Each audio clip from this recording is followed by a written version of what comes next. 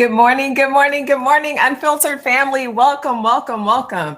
You guys, guess what? We made it to another month. Today is September the 1st. I see you guys in the chat. Welcome. Good morning, good morning, good morning. Good morning, Christina. Good morning, Tish. Good morning, Jackie, Marguerite. I see you guys coming in. Come on in the room. Good morning, Nita. Good morning, James. Good morning, good morning, good morning, Hasha, Jackie, Diane, Nanette. I see you guys. Avril, welcome, welcome, welcome. Welcome to the conversation. Let me go ahead and add the chat overlay here so everyone on Facebook can see what everyone on YouTube is saying and the like. Listen, one, I want to say thank you all for showing up. We've talked before about the fact that power resides in the people, right? We are the gatekeepers. We get to make the decision about who walks through those doors and serves us, whether it is a city council member or whether it is someone who's running for mayor or anything of the like. So we have to make sure that people are in alignment, right? With whatever is happening in this season, with whatever your views are. Don't just vote because, oh, this person has a familiar face. We're not just going to vote, oh, because they say a couple of buzzwords. Oh, we're not going to vote because we think they're funny. We're actually going to listen to the issues, and we're actually going to get some questions answered. And we're actually going to have an opportunity, hey, Tiffany and Tanisha, to see the heart of the person. So that being said, I know that our guest today has a busy calendar, so we are not going to delay any further. You guys continue to like and share, like and share. Listen. There's been so much going on over these past 4 years that it is now more critical than ever that we pay attention. Y'all know what we do here on Unfiltered. We talk about being blessed because every single week we give away cash on this show because it is my call to give in this season, right? And to make sure that someone who's tuning in is blessed. And today is going to be no different. I'm going to share with you our sponsor in just a moment for today's giveaway. But the other part of the call is to stay woke. It's to stay educated. And we're going to do that today because we're going to get some information from a guest who I think y'all are going to be thrilled to hear from her. And I'm pretty sure that y'all got questions, and I know for a fact that she has the answers. So before we jump into that, I want to share with you that our sponsor for the Be Blessed segment, which will happen a little bit later in the broadcast, where you all will be able to put up your numbers, and whoever guesses the number, actually, I'm going to ask a candidate to have your assistant send me a text message with a number 1 through 100. And that person is going to be the winner of today's giveaway. So she's going to be picking that number, and she's going to have them send me a number via text, but that's going to be later on in the show. But for now, I got to thank one of our sponsors. So our giveaway for today is partly sponsored by Surge Formation. Surge Formation is all about business services. So if you all need help with your business, you need some financial direction, you feel like you're stuck, you need more customers, it's time to level up. Contact our sponsor to level up. That's going to be www.surgeformation.com. We will be showing that again later in the broadcast as well. And I can tell you guys, today's giveaway is more than $250. And why somebody is texting me their number already to my phone, I have no idea, but we'll talk about that later. So that being said, without further ado, please help me welcome none other than the current City Council President of Atlanta, a lifelong veteran to serving in the council. I want to say it's 20 years. She'll correct me when she gets on, who is also a mayoral candidate. And she announced that she was running early, even before we knew that Keisha Lance Bottoms wasn't going to run. We knew that she was going to run. So that being said, please help me welcome to the broadcast live, none other than Miss Felicia Moore. Miss Moore, welcome, welcome, welcome. Thank you so much for having me, and thank you. And I don't know if your viewers know that you do an awesome prayer, powerful prayer. So you've got me blessed for the day. Amen, amen. And they know that. They now believe in the power of God, and that we have to be led by the Holy Spirit. So yes, I appreciate that. And I got to tell you something. Listen, so your name is Felicia, and I'm going to start with this because I got to get this out the way because I love it. Hats off to whoever your marketing campaign manager is. Because this whole concept of instead of bye Felicia, we want y'all to say hi Felicia. So hashtag hi Felicia. I had to say something because that is Genius. So let's This is for all the Felicias in the world who have to live with people saying bye, Felicia. And I say that you can't tell me bye because I can't be bought. How about that? So we're saying hi, Felicia, to you today. So let's jump into it. So here's my first question. Who are you? Like, not who are you as a politician, but who are you as a person? Sometimes you're on these platforms or you're on stage and people are throwing these questions at you left and right because they want to hear that. But we want to hear what's in your heart. We're not looking for the highlight reel yet. We're not looking for your accomplishments yet. But we want to know about your experiences in life that have molded you into becoming Felicia Moore, the woman who sits before us today. So, in just a few minutes, who are you? Well, first of all, I am the daughter of Lily and Joseph Moore. And that means a lot because I'd have a bit of both of them in me for sure. Lily Moore is my mother. She's still with us, and she's 86 years young. My mother was always my biggest cheerleader, my greatest fan. I watched her. She's great at organizing. She's always kept the family together, worked very hard, and I saw her sacrifice her personal self as we moved from lower income into moving on up to go to the east side in middle income America. And so I love my mother very much. My dad, who is not with us anymore, I was a daddy's girl. So wherever he was, I was.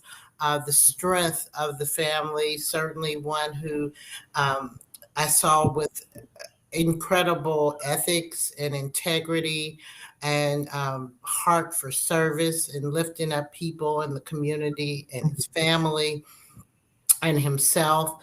And so I learned a lot of traits from him as well. I have three brothers. So I'm an only girl. So I know how to go be a little rough and tumble because you had to defend yourself in a household of boys. I have three brothers, and all of them are still in Indianapolis, Indiana, is where I'm from, and I grew up. And so, what really inspired me to be where I am now, which I have lived in Atlanta longer than I've lived anywhere else, was when I was in high school. We had a senior trip and we were touring historically Black colleges and universities. And of course, we came to Atlanta.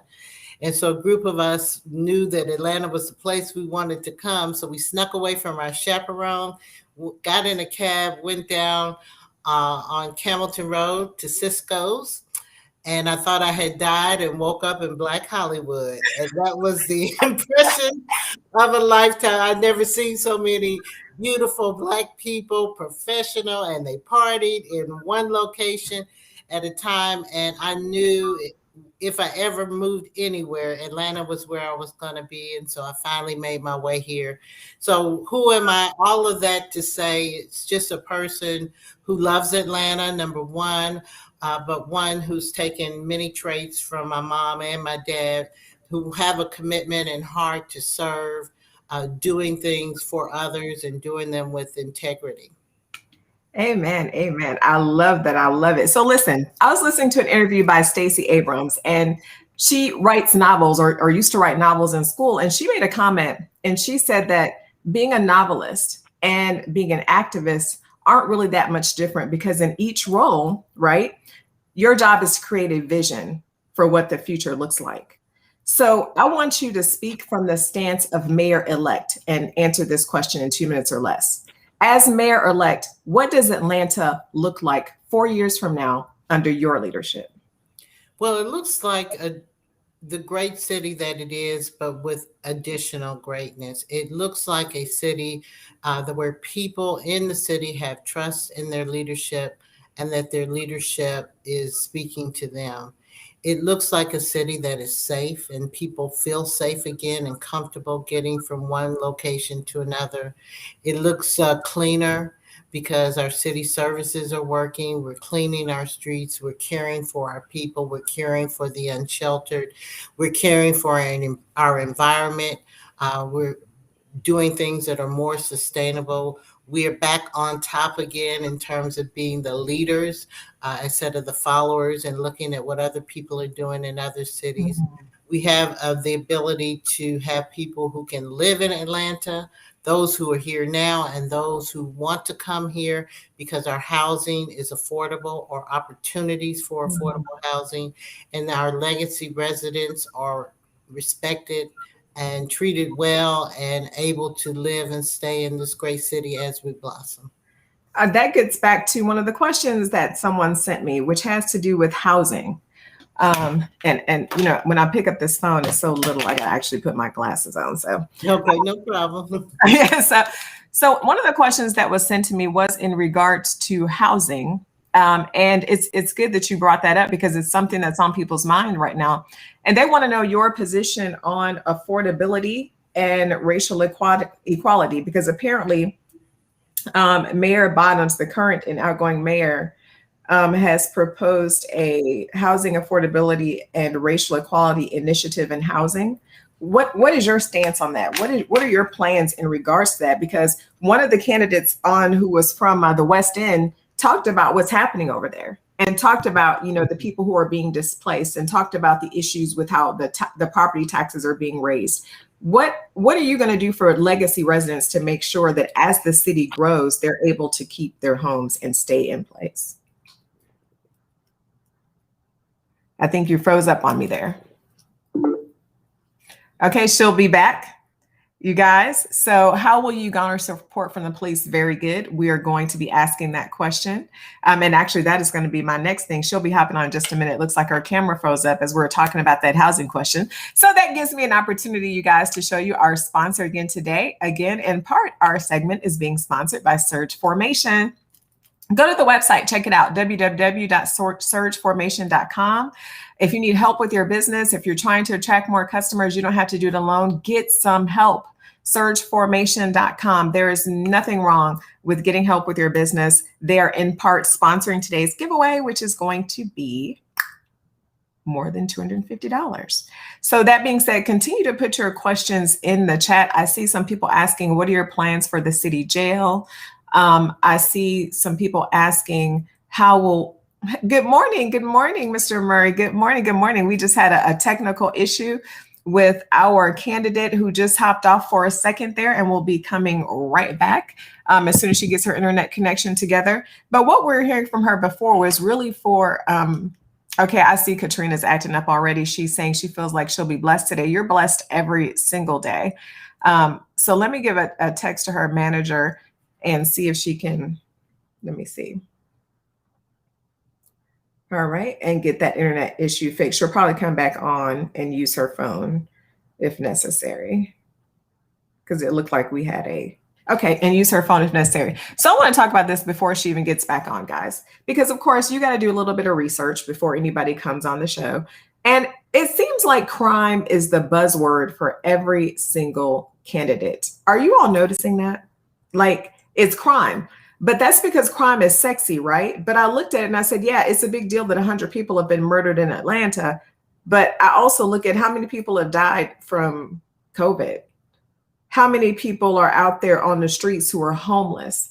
How many people are about to get eviction notices because the moratorium has expired? How many people are suffering because they can't pay the taxes to stay on their homes?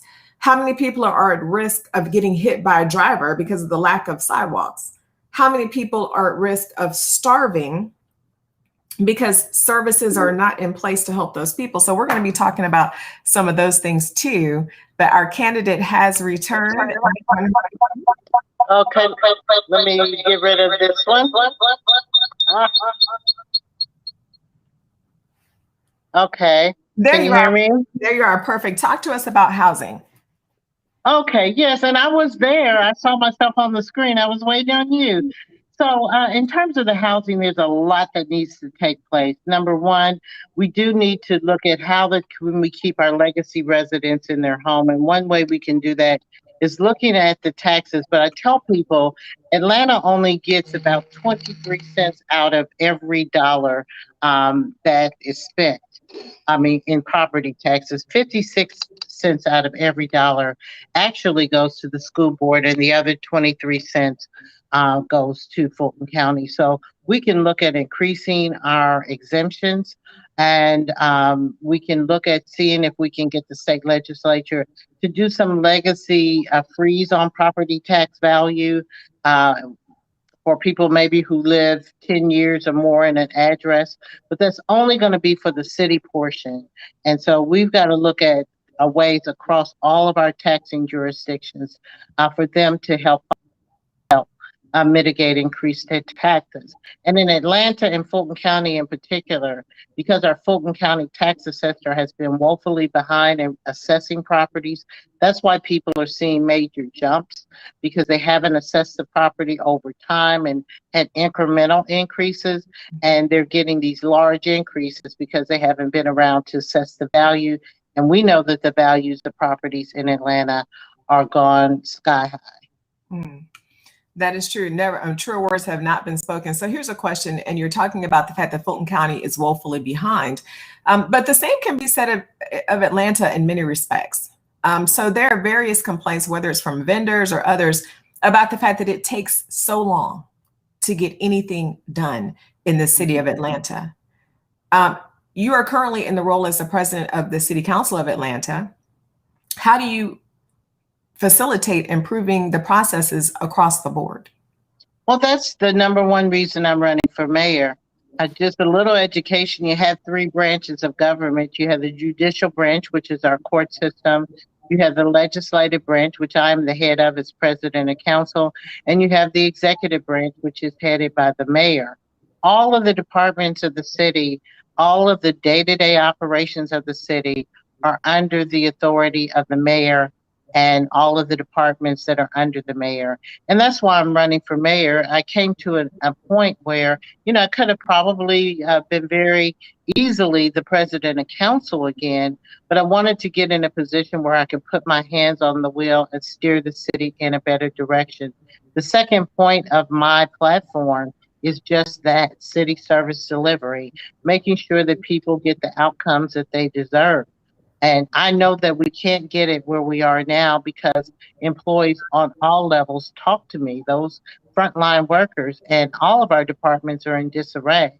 This has been taking place over many administrations: equipment down, facilities down, morale low, and other issues that someone like myself who understands those issues needs to get in the weeds, fix it, and make sure that we can deliver the services that our citizens deserve. Okay, amen. While you were away, we kind of had a little off-camera conversation about the questions to come, and the hot topic for every candidate across the board seems to be crime. Okay, so we're going to talk about crime because I think we've breached the 100 murder mark this year so far already, unfortunately. And I looked at that, and it's not good, but it's almost like crime is a sexy issue. But there's some other stuff, there's some foundational things, if you will, that also need to be taken care of, because I look at that and I go, okay, well, we can focus on that because the mayor does have a lot to do with that. You can fire the police chief or not fire him. You can redirect how things are being done, even in regards to how well, not sheriff because you're not the county, but the police chief. So let me ask you this. You can't just throw money at it. You're in a situation where there's a national police shortage, and the pandemic and everything that was happening with police crime against citizens didn't help it.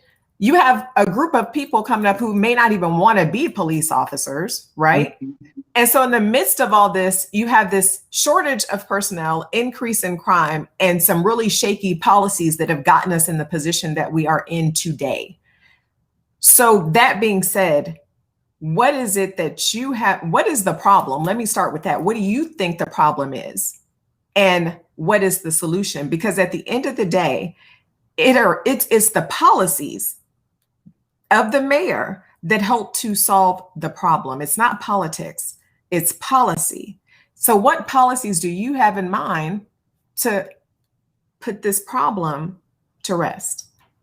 Well, first and foremost, people need to understand that particularly when you put crime or whatever the issue of the day is in a campaign, that people will tell you either what you want to hear, and some people will just tell you what you need to hear and what is reasonable and actionable.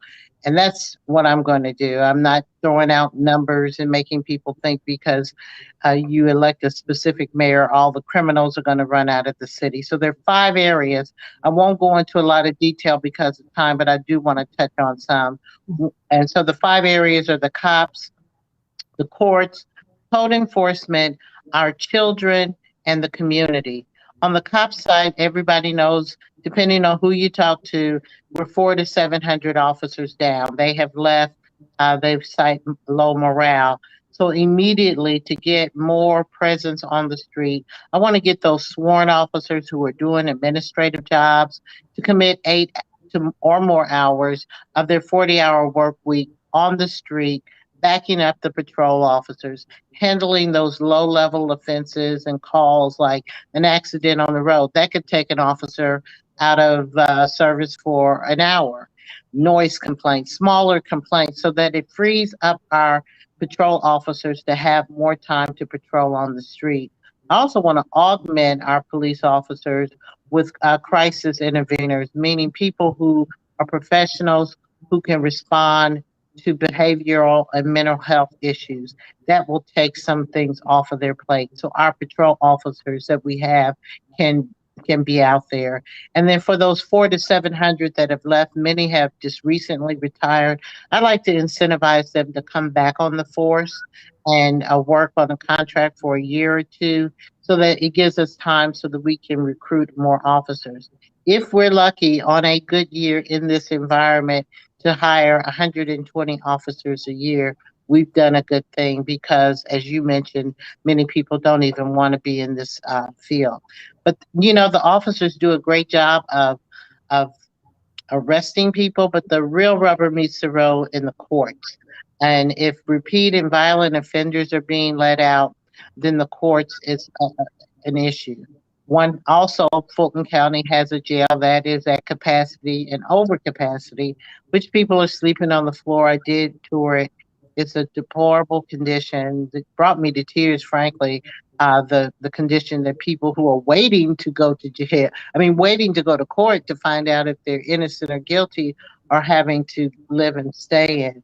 And so, how do we work with Fulton County? One, I use the bully pulpit of the mayor to work with them or on them as necessary to see what we can do to get the court system up and running because they're behind as well in COVID related cases.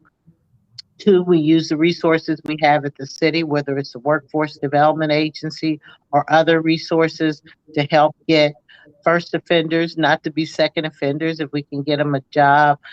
People who have been convicted, give them a second chance and give them an opportunity to get productive lifestyle. And I saw this question earlier, also to utilize our 1,300 bed facility called the Atlanta City Detention Center, which on a good night maybe has about 20 people in it, and allow Fulton County to use some of those spaces so that their overcrowding is eliminated and that keeps judges from having a reason to let more people out until they can get to court. Then the other one is code enforcement. Our bars, our restaurants, our nightclubs and lounge. I love our entertainment industry. We need it. It's good for tourist industry. And as you know, I love Cisco's and back in the day. But many of them are having a lot of criminal activity in and around those nightclubs. The council got so frustrated that they asked for an audit, and the audit told us that half of the positions to do enforcement are vacant. So I'm going to get those positions filled.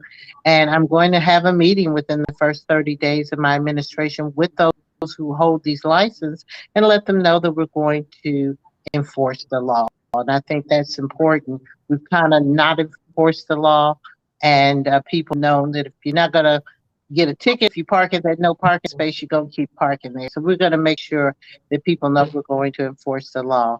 Our children is another one. I have several ideas without taking up too much time on how we would do that.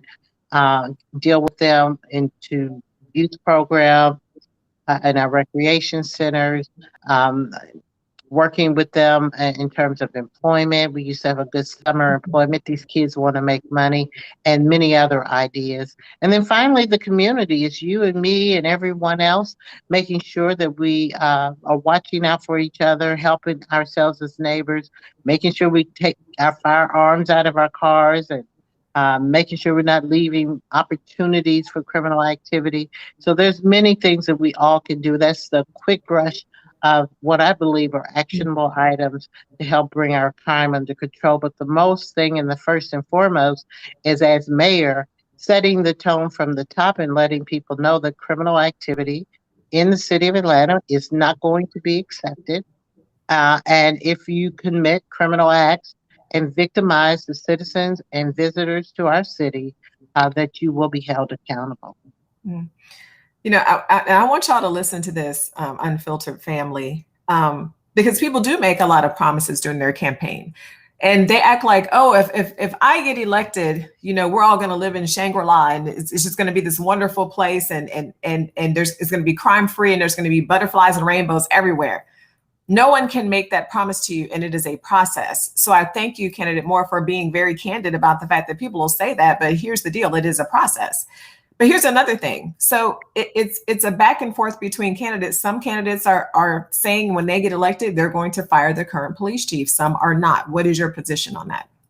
Well, I believe that as mayor, I have every opportunity as well as authority, and should be given the latitude to hire the team that I can best fit the vision that I see for the city and get things done. As it relates to the police office, I will be looking after elected. There's a transition period before you are inaugurated. I will be looking for an interim chief from within the department. It will not be the current chief. And then I will also be having a national search. And at the end of the day, the permanent chief, I'm not married to whether they're internal or external. I just want the best chief that we can have for our city of Atlanta that will share my vision. One, to keep our city and every neighborhood in this city safe. But secondly, I want a police chief that's committed to having officers that work for them, that make citizens feel safe when they're interacting with our police. That's important as well. Thank you, that part, because that was one of the questions that I was going to have. This next question is on the screen from Winfield Murray. Is there a plan not to just increase the number of police officers, but also to increase diversity among the police force? So first of all, I'm not in a hurry. I don't think policing is going to solve our issue. So I'm going to use the resources that we have and make sure when we're hiring that we're hiring good officers. I'm not in a rush just to hire bodies and say we have officers, to say we have that number. We've got to have officers that have emotional intelligence and thoughtfulness on how they interact with people. That part has to be worked on. In terms of diversity, the Atlanta Police Force is probably one of the most diverse in the country. I believe I know north of 60% of them are African American.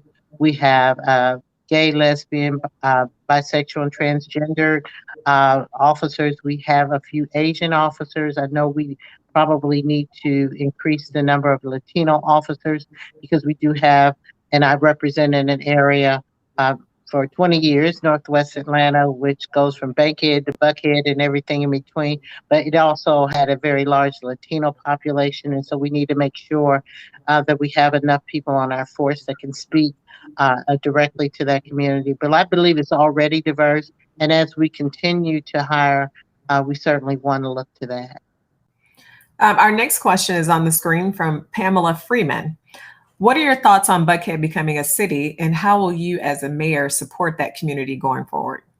So I'm going to support every neighborhood in the city, and their number one issue of wanting to leave is the crime.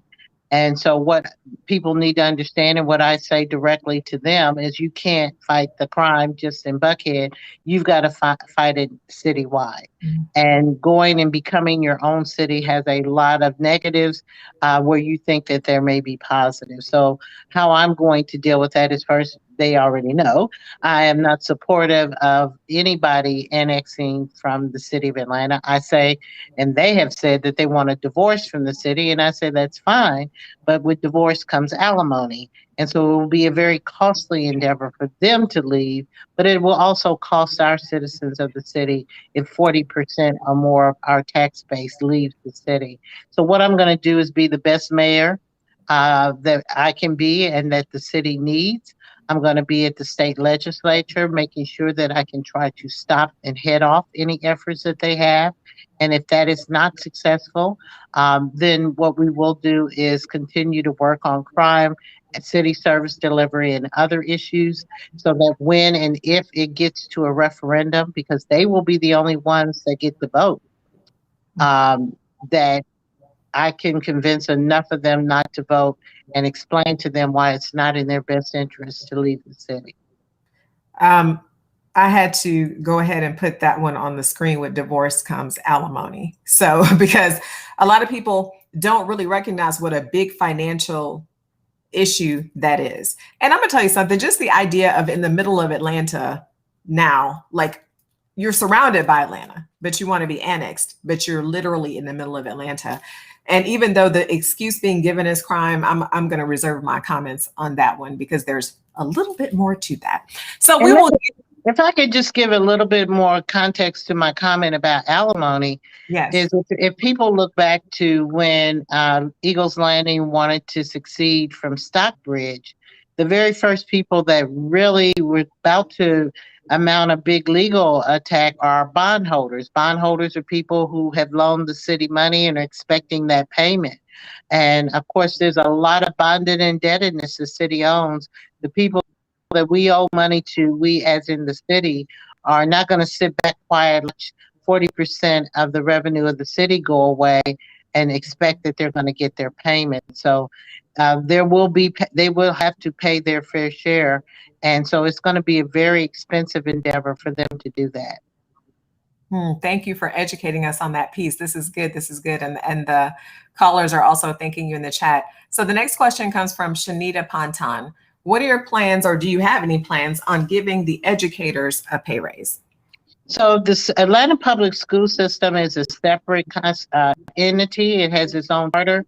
So the pay raises would be those that go through the superintendent with approval of the Atlanta Board of Education. So the city would not have any.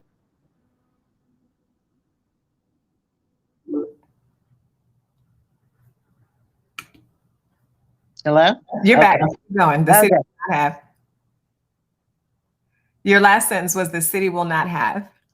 Yeah, we will not have any direct influence over that. The school board would make that decision. Okay, and I got to put this question up too. Let's go back to the Buckhead, Jude 999. I see you. I'm gonna put this question up. One of the frustrations in neighborhoods like Buckhead is that they pay a lion's share of property taxes and yet are not getting the basic services. Can you expound on that? Well, I agree that they do pay quite a bit of property taxes and other fees. I mean, and we get a lot of revenue out of the Buckhead Business District, and they're not getting the basic city services, and neither is any other part of the city. I mentioned that earlier as part of my platform is just getting back to the basics. Actually, the foundation of our city is crumbling. And we do the big things great in the city, building stadiums and all of those things. But what has been easy to ignore it over many administrations, so I'm not pointing to any particular one, is to really not pay attention to the basics of the services. And every department needs that. And so where I find that whatever they're complaining about in Buckhead, whether it's potholes in the street, trash being picked up, cleanliness of the city, I can find the same issue in another area. I had the great fortune of representing a district that went from Buckhead. I represented a part of Buckhead, and I represented a part of Donald Lee Hollowell Parkway, which is Bankhead Highway, and sort of everything in between. And the number one thing that I found common between both is both areas felt neglected, and both areas needed attention. Some in different areas, but attention from their elected officials and service delivery, making sure that they had that. And no one right now with COVID is even exacerbated. Getting basic city services and responsiveness of city government has gone down the wayside. And that is one of my key parts of my platform. Frankly, you know why I'm running for office. I could sit in the seat as council president for another 4 years, but what I can't do is sit there and continue to tell people I'm sorry about this, I'm sorry about that, and push them off to someone in a department that I have no control over and hope that they get help. I want to be here to serve, and I'm not able to serve and I'm not able to get things done. I couldn't see myself doing this for another 4 years. And because I've had such tenure, experience, and knowledge of what works and what doesn't work at City Hall, that's why I offered myself to run for mayor. That is excellent, excellent, excellent. So I'm going to switch gears. I have a video that I want to play, and I want to talk about this because there's something to be said about character, and we really have to start paying attention. And I loved really just how you handled it in general. So you guys watch this video. Felicia Moore holds up her document to qualify for candidacy as mayor. This City Hall ritual each 4 years typically goes by the same script. And I love the people of this city, and I look forward to leading it. A candidate takes a few minutes surrounded by supporters to make a pitch to the media. But Felicia Moore's turn got drowned out by individuals shouting the name of former Mayor Kasim Reed, who's also running. First and foremost, I would like to say that, this race does not have to be a disrespectful race. My people are going to be respectful of every candidate in this race and allow their voices to be heard. In an interview, here's what Moore had to say about what happened Tuesday. Our campaign is one of a positive campaign, and theirs was a disrespectful one. Mr. Reed did not take part in the shoutdown, but some of his aides have pushback, noting they believe that Moore, in that same speech, took a shot at Reed. In that speech, you made the reference that you could not be bought, and they're saying foul play on your part by saying, well, who were you referencing could not be bought? Well, a saying I learned from the South is a hit dog will holler, and that sounds like a hit dog hollering. Now, I had to play that segment for a couple of reasons, and this is my turn. I'm going to speak. You ain't got to say a word. I'm going to speak to this. And I see you, Trina. You see where I'm going. Trina already said you went high when they went low. Character matters. And the fact that you exhibited so much just calmness and class, that's the word I'm looking for, Christina Callaway, thank you, class, in that situation, because this should have been a moment that was amazing. You have all these people out there supporting you, and it's clear you have a grassroots following, but it was interrupted by something that was quite disrespectful. And your response was grace. Your response was, we're not going to go low, because a lot of people wouldn't have been able to handle the pressure of that situation. And so I'm speaking to everyone listening to this, and I'm speaking to everyone who sees conduct like that, right? And your character shines through the most in a crisis. So the fact that she was able to remain calm and to remember to keep her posture before the people and to remember that it was bigger than that and then someone else being disruptive is something that we all have to take into account. And I personally had to play that and applaud you on your response, because as everyone is saying, they're putting up words like poise and grace and character and class. Okay. Your response speaks volumes. The city is in somewhat of a crisis right now. So we need somebody who has the posture and who can handle the heat when it comes. Okay. And I got to say this too about your supporters. They didn't return the favor. They didn't go be disruptive. Why? Because you spoke words into them and said, this is what we're expecting from this campaign. And we appreciate you for that. We appreciate you for that. Thank you. Thank you. So that's all I had to say about that particular thing. I had to say it because that speaks volumes. Volumes, volumes, volumes. Okay, so there are so many issues, and it's already 9:41. And as the president of the Atlanta City Council, we know that you have a meeting to preside over today. Okay, so we're going to let you do that because that meeting is starting in about 15 minutes. So we'll only keep you 5 minutes more. In a few minutes, what is your first act as mayor? So my first act as mayor, first of all, is to speak to the people. I will definitely be making sure I reach out to the numerous people internally as well as externally at the city. One of the things that I have found being an elected official is that the number one thing that we don't have is communication. I've been a member of the legislative branch, and frankly, the relationship between the mayor's office and the city council is just has never worked. And so I know how it hasn't worked. I know how I've certainly been a thorn in the side to many mayors because there's not been the communication and the due respect to the council. The council are the people who are the most, the closest to the people. And so I want to hear from them and I want to listen to them and I want to work with them and I want us to work together on behalf of the citizens. But I also want to make sure that I'm getting around to every quadrant of the city over those first few days. I'm making sure I have those touch points. I want to make sure that I'm reaching out to our patrol officers and letting them know that they are going to be supported and that I expect great things from them, particularly, again, as we talked earlier about how they deal with our public. I want to reach out to our business community, our philanthropic community, our faith community. So you will be seeing a lot in those first days of me reaching out. I tell people I'll be a mayor. You'll get tired of seeing on TV because I'm going to communicate with you about what's not working and what I plan to do to work. Let me end with this when I mention all of the touch points and why, I believe communication is going to be the first issue. There was one evening I was sitting at home and I was thinking about, Felicia, you are running for mayor. And then I started to think of all of the challenges we have before us, the safety of our city, the city services in every department that I've heard that needs addressing,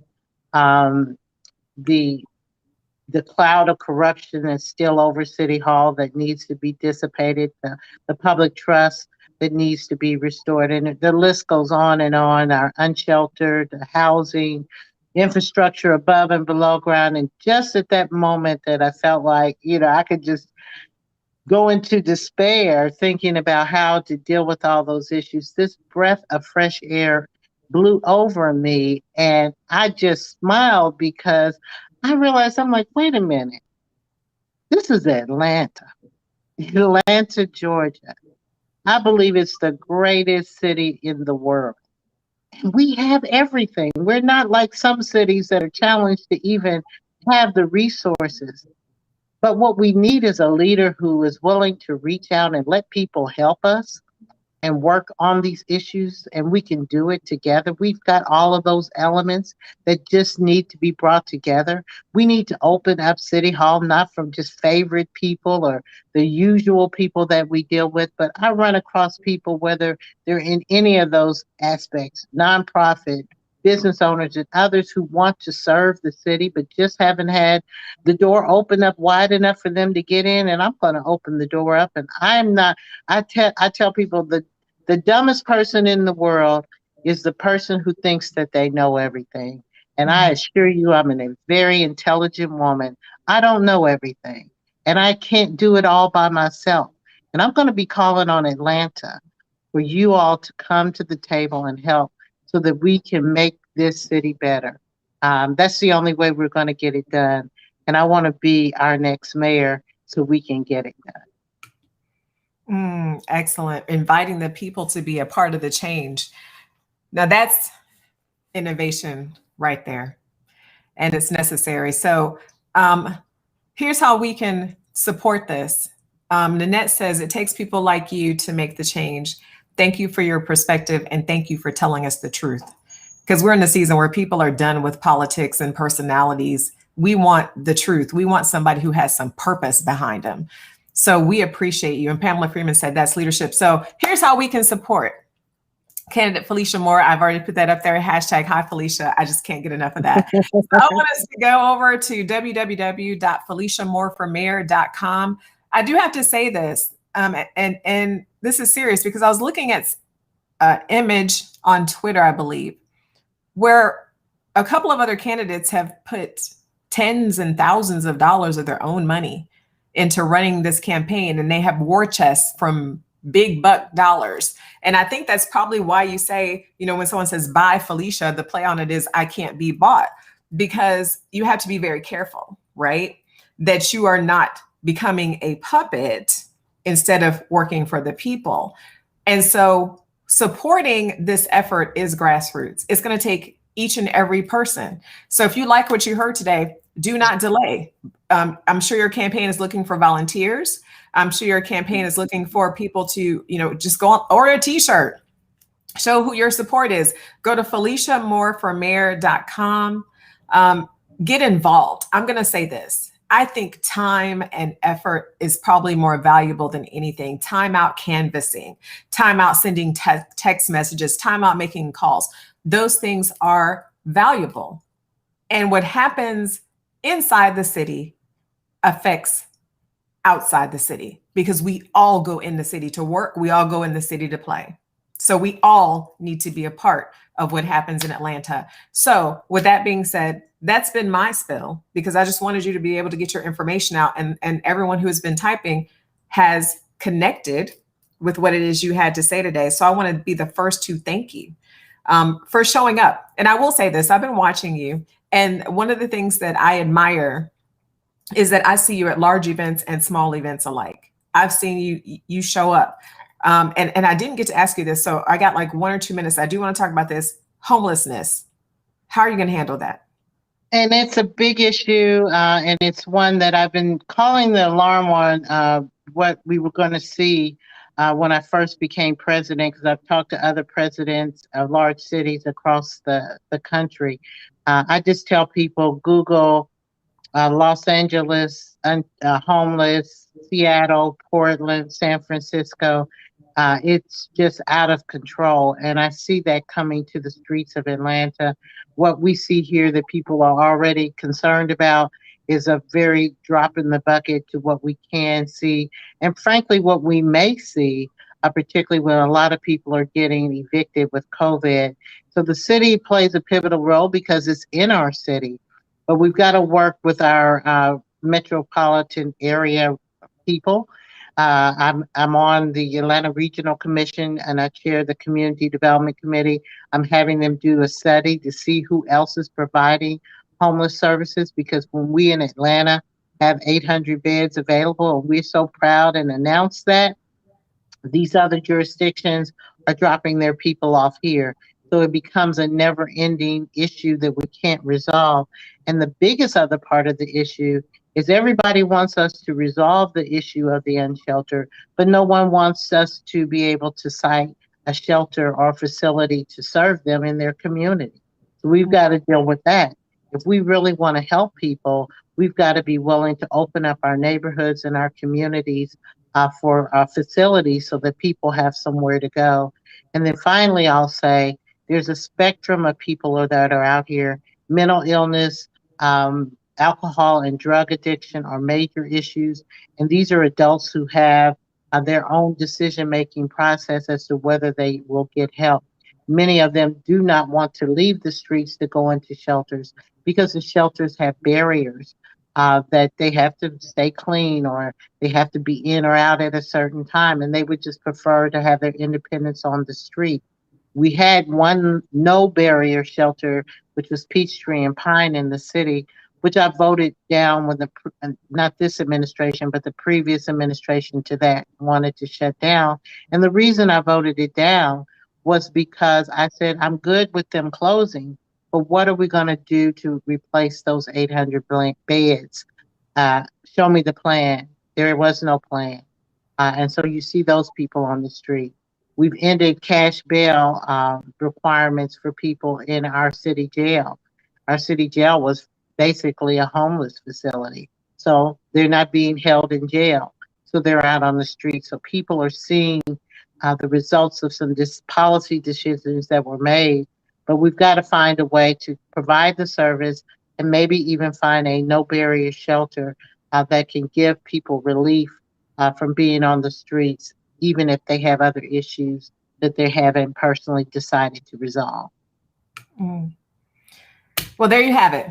This has been a conversation on the series we're doing called Why Should We Elect You?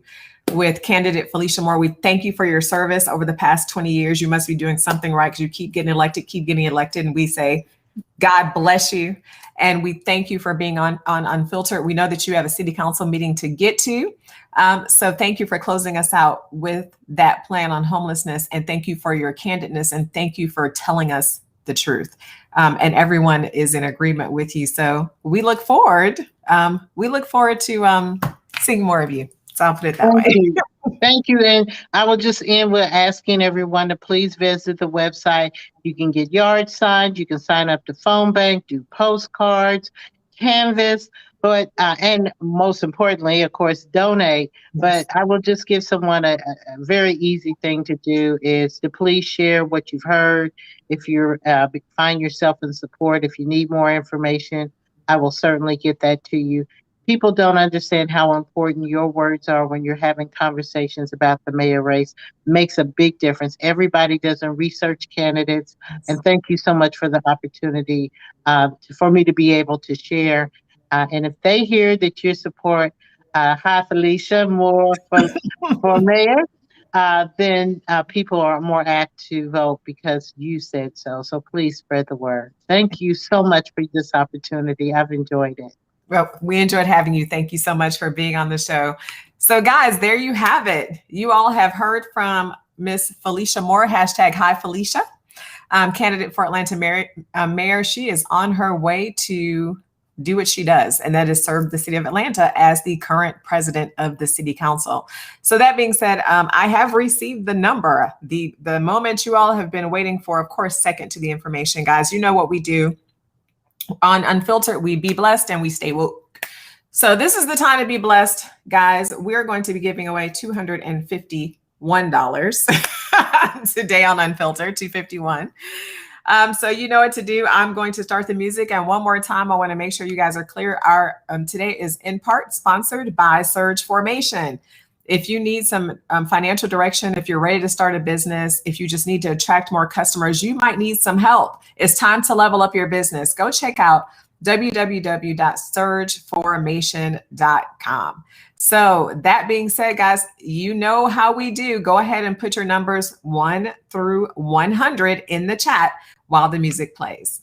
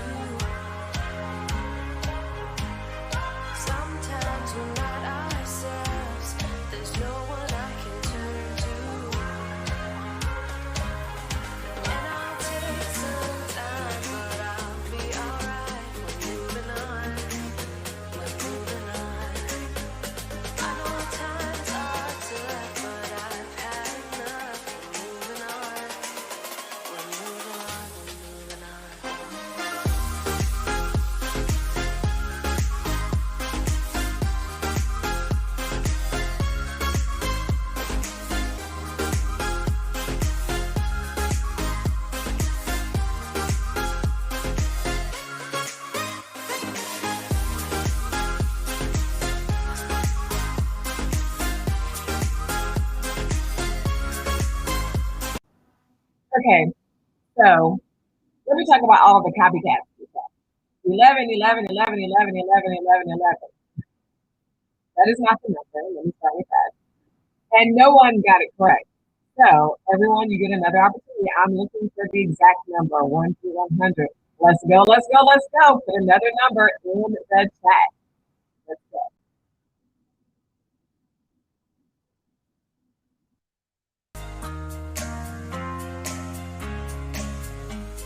Sometimes there's no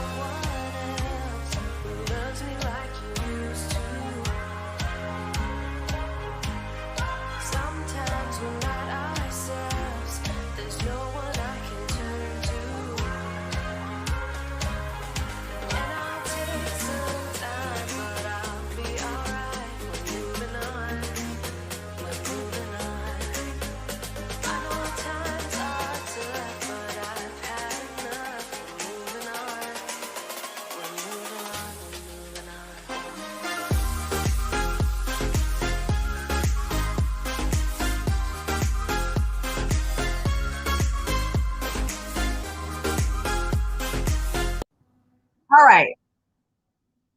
So I don't know what it is, but Miss Jackie live in the Garden of McCoy. Be honest. The number that was picked over me today by his campaign manager was the number. So Jackie in Garden of McCoy will be receiving $251.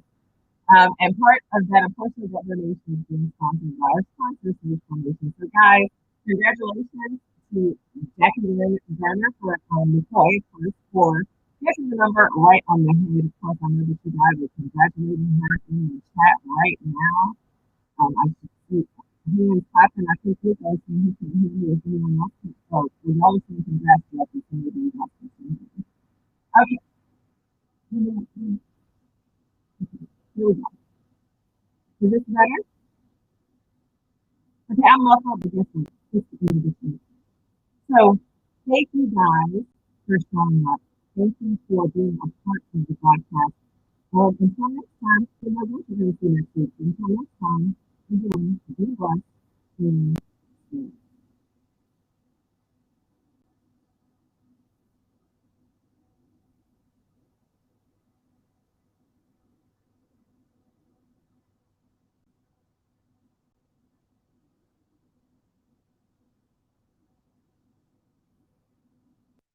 It's bigger than me. It's bigger than me. It's bigger. It's bigger. It's bigger than me. It's bigger than me. Yeah. It's bigger, yeah. It's bigger. It's bigger than me. It's bigger than me. Yeah, yeah. It's bigger, yeah. It's bigger. It's bigger than me. It's bigger. It's bigger than